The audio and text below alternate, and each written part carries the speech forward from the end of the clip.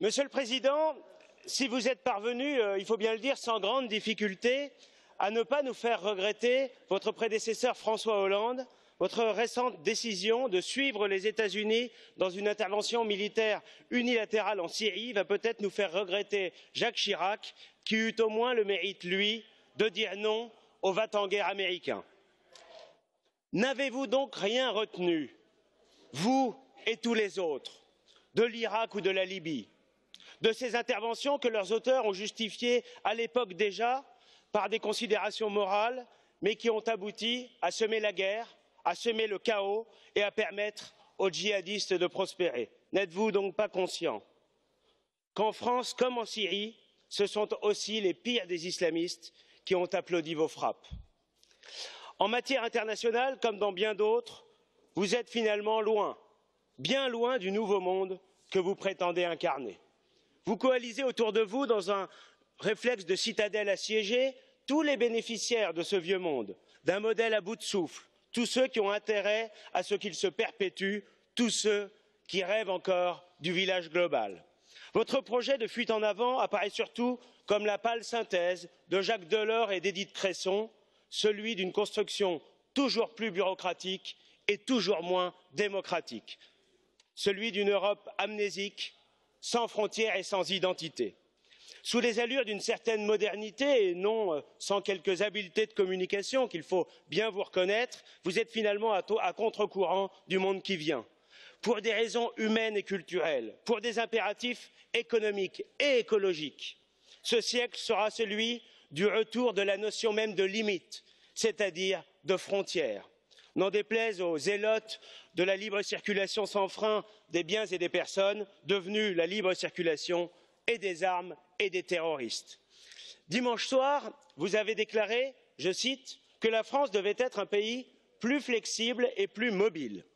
Mobilité, flexibilité, ce sont là des mots, des slogans, de la pub, de la com, si éloignés de la véritable politique et de ses exigences. Ce que nous devons garantir, c'est une France durable et des nations durables en Europe. Les peuples se sont mis à parler, Monsieur le Président. Écoutez ce qu'ont dit tour à tour le Royaume-Uni, l'Autriche, l'Italie, la Pologne, la Hongrie, mais aussi d'ailleurs beaucoup de Français. Ces peuples veulent que leurs économies, leurs entreprises et leurs emplois soient protégés de la concurrence déloyale. Ils ne veulent ni des travailleurs détachés, ni des traités de libre-échange dont une petite minorité est bénéficiaire au détriment de l'économie réelle et des peuples qui en souffrent. Ils veulent en finir avec l'immigration sans frein et sans fin. Ils veulent retrouver leur souveraineté, c'est-à-dire tout simplement leur liberté. Oui, les peuples veulent pouvoir décider pour eux-mêmes. Autrefois, on appelait cela la démocratie. Les peuples expriment leur rejet de cette Union européenne qui entend décider de tout, mais qui se montre incapable de relever les défis où elle est réellement attendue. Mélange paradoxal de dérégulation et de surréglementation.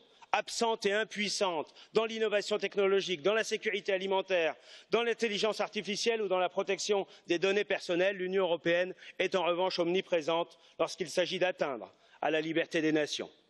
Vous voulez accélérer en laissant de côté les nations qui ne partageraient pas vos choix et qui, selon votre expression, ne voudraient pas avancer.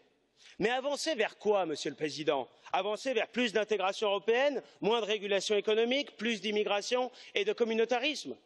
Avec vous, et vous aurez sans doute le soutien de M. Verhofstadt, ce serait donc l'Europe sans la Hongrie, mais avec la Turquie. Il me paraît impossible d'imaginer pour l'Europe une renaissance qui ne tienne pas compte des exigences de l'enracinement, disait Albert Camus en parlant de l'œuvre de Simone Veil, la philosophe. Oui, la renaissance, la refondation de l'Europe doit s'enraciner dans nos nations, dans notre civilisation commune. C'est le défi de l'identité que nous devons relever ensemble. L'identité des nations n'est pas un poids. Elle est au contraire une arme et un bouclier dans la mondialisation. Elle peut y être un formidable facteur de réussite et de rayonnement. L'Europe des nations, des coopérations et des protections, voilà l'avenir que les peuples sont en train d'écrire et c'est devant eux que nous vous donnons rendez-vous dans un an.